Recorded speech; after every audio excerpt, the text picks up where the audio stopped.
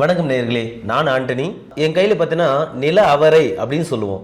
இந்த நில அவரை எதுக்காகனா, இன்னைக்கு பெரும்பாலும் நம்மளுடைய உடம்புல ஏற்படுற நோய்களுக்கு எல்லாமே காரணம் மலச்சிக்கல். அந்த மலச்சிக்கல் வரக்கூடாது அப்படின்னா முன்னோர்கள் என்ன பண்ணாங்கன்னாக்க, நம்மளுக்கு வருஷத்துக்கு 2 டைம் பேதிக்கு மாத்திரை கொடுத்து குடல்களை கிளீன் பண்ணுவாங்க.